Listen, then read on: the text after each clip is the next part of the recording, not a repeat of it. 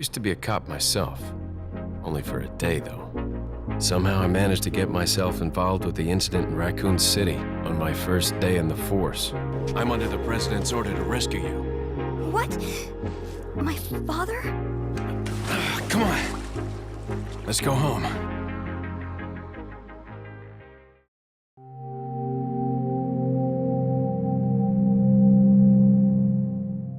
The year is 2000. Development began for the heavily anticipated Resident Evil 4. Development hell, which is a term for games before release, was a complete understatement for what this game was going to become. At least 4 versions of the game were discarded. The first version was directed by Hideki Kamiya. Around the turn of the millennium, Resident Evil 2 writer Noboru Sugimura created a story for the game, based on Kamiya's idea to make a cool and stylish action game. Though the developers tried to make the coolness theme fit into the world of Resident Evil, Shinji Mikami felt it strayed too far from the series' survival horror roots, and gradually convinced the staff to make an independent game. This became a new Capcom franchise, an iconic one. Devil May Cry, released for the PlayStation 2 in August 2001. RE4 began development once again in 2001. The first announcement was made in November 2002. As one of 5 games developed exclusively for the GameCube by Capcom Production Studio 4. This revision, commonly dubbed the Fog version, was directed by Hiroshi Shibata, and was 40% finished at that time. The game's main plot was to revolve around Leon S. Kennedy, who was conscripted into the US Army following his experiences in Resident Evil 2. Now a soldier within the elite anti-Umbrella pursuit and investigation team, he participates in a raid on the castle of Oswald E. Spencer, where Umbrella HQ is located. The operation goes awry when the squad encounters a black fog, a BOW sent by HCF as part of their own attack. The sole survivor, Leon, is infected with a retrovirus and must resist his body's mutation. During his exploration of the castle, Leon runs into a young woman who was subject to experimentation in their lab and is protected by a BOW dog companion. This script sparked a new IP known as Haunting Ground. At E3 2003, Capcom showcased a version widely known as the Hookman version. During Mikami's introduction of the trailer, he assured that development was proceeding smoothly, and claimed the game was scarier than ever before. The story was set in a haunted building where Leon contracted a bizarre disease, and fought paranormal enemies, such as animated suits of armor, living dolls, and a ghost-like man armed with a large hook. The game had an otherworldly feel to it, containing elements of flashbacks and hallucinations that were marked by a bluish tint and a shaky camera. It also displayed various gameplay mechanics that carried over to the final release. Until late 2003, Resident Evil 4 was in its late hallucination stage. The GameCube was found to be unable to load the 2 simultaneous versions of each room necessary for Leon's hallucinations, and the game was scrapped. This also prompted the departure of Yasuhisa Kawamura and Noboru Sugimura as writers, their last completed script having been already rejected, and turned the game, like I said, into Haunting Ground. Shinji Mikami was put under enormous pressure by Capcom to remove Tetsuya Shibata and take over directing duties himself. In fact, Capcom warned him that they would not make any new Resident Evil titles if the game did not sell well. In an interview with Game Informer, Mikami explained his decision to shift to a new gameplay system is due to the feeling that the older system is more of the same after playing RE0. He says that he only felt nervous once more when playing with a newer system. Speaking for the team, game producer Hiroyuki Kobayashi mentioned how the staff was tired of the same thing, and how some got bored and moved on to other projects. In addition to that, the producer also felt that the older format was stuck in a cookie-cutter mold, and described it as shackles holding us down. As a result, the development team felt depressed and was hard to motivate after the game shifted focus to an action-oriented style. Mikami was inspired by Onimusha 3, a game he enjoyed playing but felt could have been better with a different view. He decided to place the camera behind the playable character at all times. Despite Kawamura's work on the hallucination script, the game still lacked a story. Mikami commissioned a script of his own and worked with Satoshi Yoshimatsu to create a story set after the collapse of Umbrella that could stand on its own. The concept of Leon being in a government agency and on a mission was retained, but altered, and Mikami only had 2 to 3 weeks to come up with something. In the final version of the game, Leon is instead assigned to an unnamed agency and given the job of protecting President Graham's family. Leon is sent to Spain on a mission to rescue Ashley Graham, the president's daughter, who has been kidnapped by a mysterious cult organization. Following the Raccoon City disaster and subsequent outrage, the Umbrella Corporation was sanctioned by the US government and financially crippled, all but ceasing to exist as a business. Leon's all grown up, 27 years old and rocking the iconic jacket we all know of today. But immediately when we immerse ourselves into RE4, almost everything has changed. This game was different from its predecessors. The third-person camera, the inventory, the knife, aiming, laser sight, even having a support character with Hunnigan. You name it. Even the enemies as well. These were no longer zombies. They felt coordinated, had a sense of an IQ, and were able to possess melee weapons to try and kill you. As we go through the trail and enter the village, we witness one of the cops that helped us get burned to death. And right then and there, we truly see what the Ganados are capable of. They entrap you into a small house, someone wielding a fucking chainsaw, ready to decapitate you. You had some help with a shotgun, but you still had waves of enemies trying to corner you. And by no means were you truly safe one bit, right until... Oh, la campana. Es hora de rezar. Tenemos que irnos.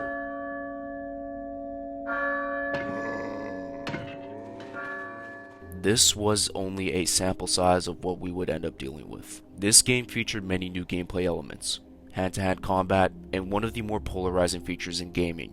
And this was the one that I would say pioneered it all.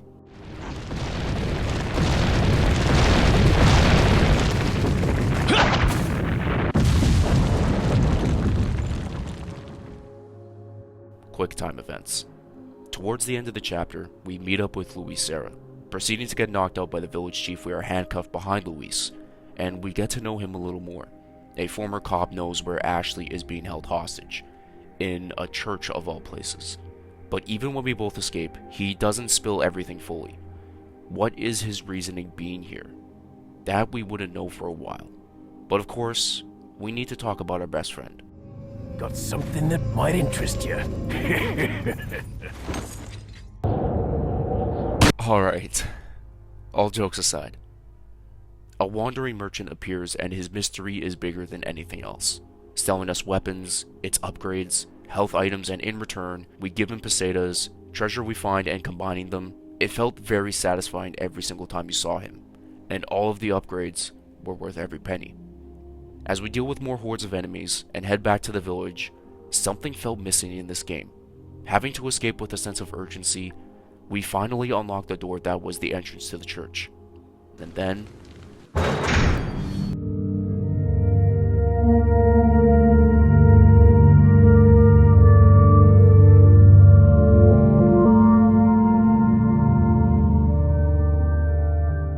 ease and peace. Serenity hits us with a ton of bricks, and it gives us a relief to know where we can finally take a break. But eventually, we would have to press forward. The composers of this iconic soundtrack were Shusaku Uchiyama and Misao Senbonji, helped create one of the most iconic soundtracks in gaming at the time, and still is to this day. It packed a whole punch and a great combination of calm themes, horrifying music, and waves of action instrumentals. As we continue to reach the church, we need to take a detour, and we witness the last cop getting eaten by an overgrown salamander. After we take it down in a very unique way, Leon passes out, not due to exhaustion but coughing up blood. Leon was infected with the same plaga as the villagers. Time was of the essence in his mind. When he was passed out, he was infected with an egg, and right then and there, it hatched. Finally reaching Ashley, we know the name of the master and the controller of the Plaga's parasites, Osmond Sadler. We escaped him, but we would cross paths with him again soon. This is where the game takes quite a turn. Now, it's an escort mission. You gotta prioritize Ashley's health, where she is, and make sure she stays behind you at all times. And be sure to not get yourself in a sticky situation. As the next chapter begins, a new element of the Ganado enemies present itself, the Plaga sticking out of its head with more enemies doing so. Even though we ended up seeing that in the previous chapter, it started to become more common. After holding off countless Ganados in a cabin, the village chief finally decided enough was enough. I'll handle this myself. He failed, but our story was not over just yet. After dealing with the iconic village and what it was able to give us, this castle did just the same. And to some people,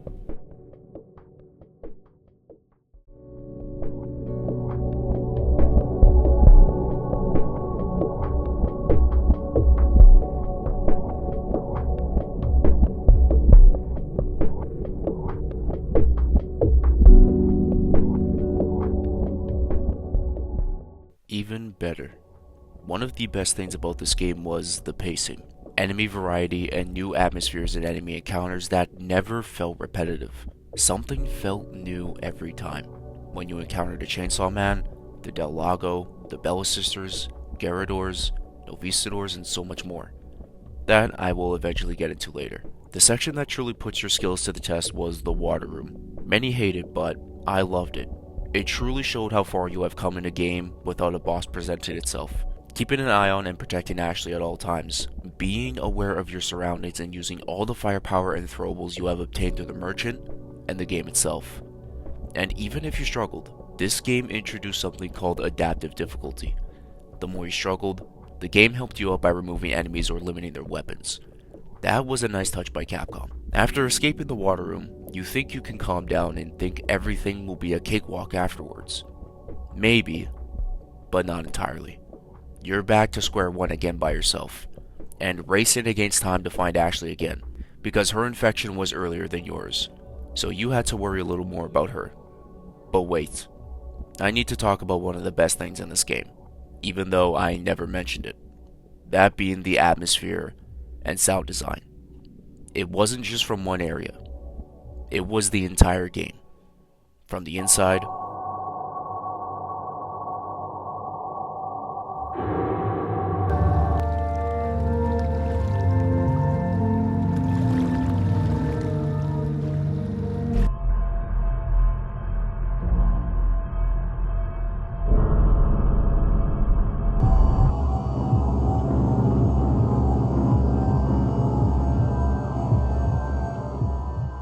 to the outside.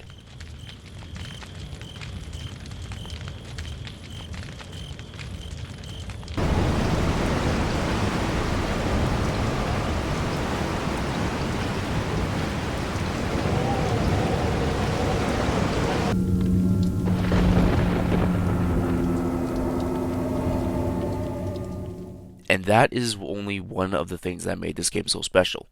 But anyways, after dealing with infected wolves or dogs in a maze, we meet someone of Leon's past. Someone we are quite familiar with. After saving us from the village chief earlier, Ada fully shows herself to Leon, 6 years after seeing her die in his arms. All this does is bring Leon a sense of clarity and confusion at the same time. Knowing she's working for Wesker. Why was she there but in the back or maybe the front of his mind? He's glad she's still alive. Would you call it love at first sight all the way back in 1998? It's definitely become more complicated than that. We run into Luis once again, but with something shocking. Sadler obtains the sample and kills him in front of us. With his dying breath, he reveals he was a former researcher hired by Sadler, and gave us pills to suppress the growth of the parasite itself. But little did we know, Ashley was right below us in the same position she was as she left. We free her and hold off the enemies, but if you thought the twist would stop, you thought wrong. Ashley becomes a playable character. Having to kill zealots in a very interesting way, this felt more like a puzzle section than anything. And I don't know if this was the first time the song came into the game, but Evil Malaeus was one of the most creepy songs I heard of at the time. I shit you not, when I was younger, I felt so uncomfortable listening to this song, especially while doing the puzzle, to help escape, because that's all I could hear. But once we complete it, the Armadura Knights come alive, all of them being controlled by a plaga and nothing but armor surrounding it. We reunite with Leon and explore even more of the castle. One thing I really liked was how unpredictable but cool the castle was. A room full of lava, a hive of Novistadors, rooms that could trap you for your death, a room with 2 Garradors with one of them being armored. It had everything, and the castle truly went all out with enemy variety like I said. Ashley ended up in Salazar's hands once again, but falling into the sewers, we get to experience one of the most intriguing boss fights. Salazar's right-hand man reveals himself ready to kill, able to dodge your bullets and seemingly bulletproof, until you use a nitrogen tank to freeze him, or use the RPG tactic to not be too worried. One thing I didn't know about the Verdugo was, when I was recording this video, he can fucking taunt you. This game keeps on giving even decades later. For the final time, we face the village Ganados once again, and even with new twists and turns, literally. We're chased down by a large statue of Salazar, and fight red zealots to have a final showdown with him, and his last Verdugo. For some, you could use the RPG strap once again, but fully experiencing this fight, you cannot rest, even if you head down below. Filled with quick time events, and by a certain weak point, it was a solid boss fight. Not the best, but still pretty good. Ada drops us off onto the island Ashley was taken, and with new enemies to deal with, JJ, and even more enhanced Ganados that can sprint faster than before. As we enter the building, we witness Ashley locked in a cell with a Ganado, throwing her around, and just when we needed to hurry, evil Malaeus kicks in, which doesn't give off any good signs whatsoever. We enter a room, and we witness one of the most terrifying enemies in the entire series.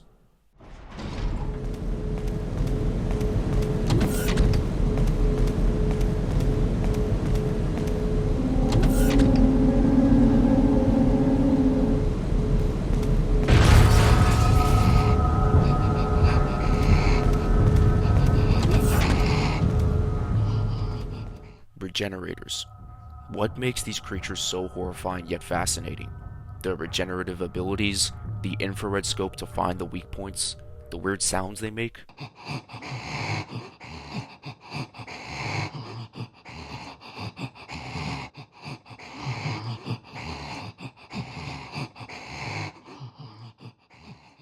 Either or, this music being put on every time we encounter one doesn't make any of this easier. If you ended up thinking those were the last of them, you thought wrong. There's something else. The Iron Maidens. Regenerators with more parasites inside, and with razor-sharp objects inside it, that can harm you big time. We get the card and free Ashley, and run into more of those monsters, only to find out that she can drive a bulldozer.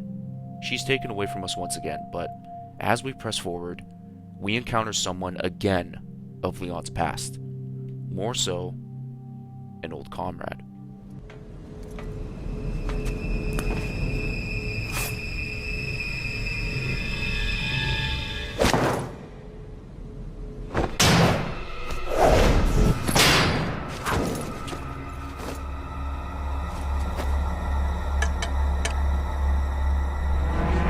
Been a long time, comrade.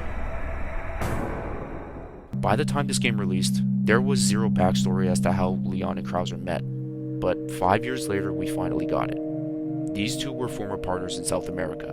Known as Operation Javier, Leon and Krauser teamed up to take down Javier Hidalgo. They succeeded, but Jack sustained an injury that made him be discharged. Then grew the hunger for power and jealousy.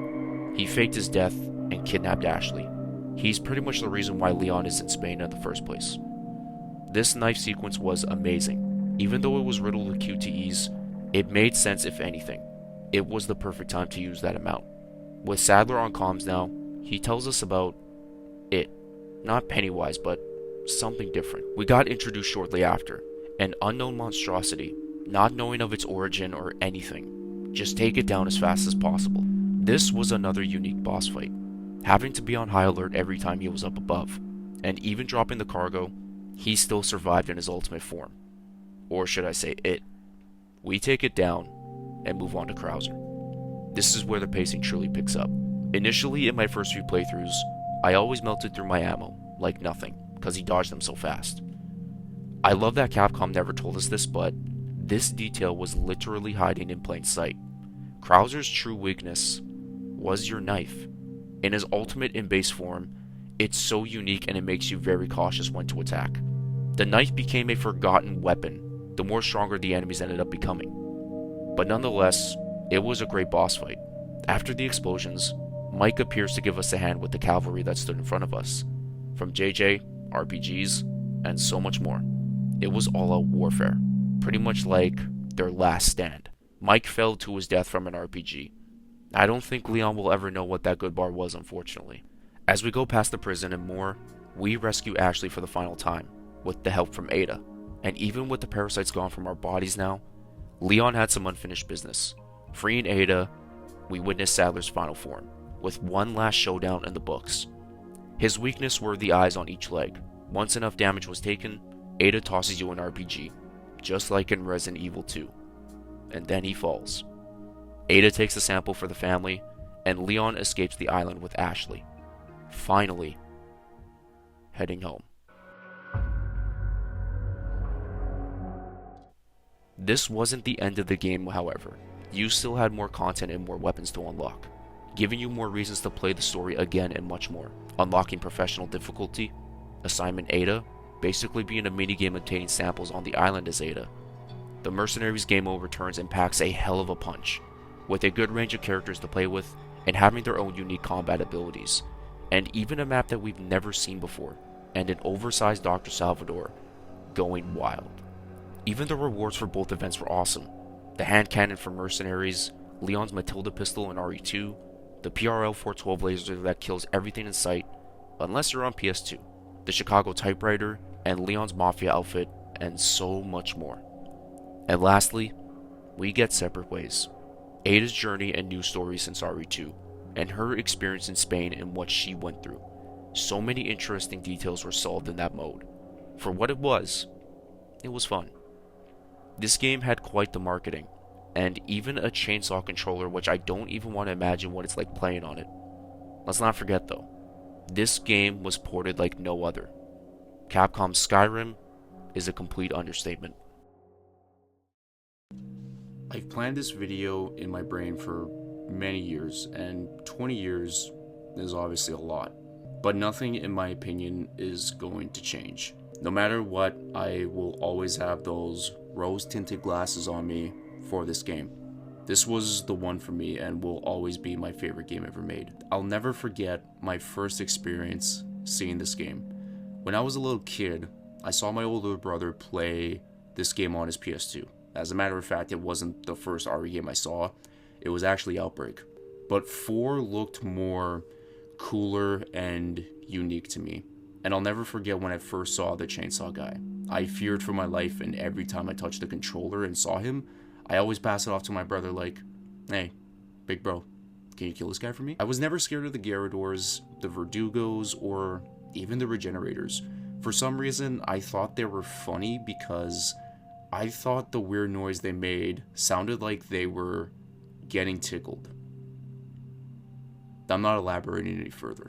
And even when I was recording this and editing, I didn't realize the amount of things I totally forgot to talk about, like the dog we free and help us out during the first El Gigante fight, the cool deaths like getting swung on by a large axe, Novistadors pouring acid onto you and Leon's skull just shows out, decapitation deaths. They really went all out with the side details and features in this game. Like after the trolley section and there's the pile of skulls that have a bunch of money, the red herb that we can find during the beginning of the game before we get the dog or just after. The little time the game I feel like got developed, they did an amazing job.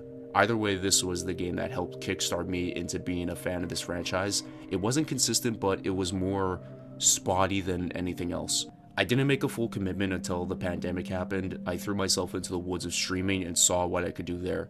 And the first game I played was RE4 Original. And I had to figure out how could I get these streams onto YouTube.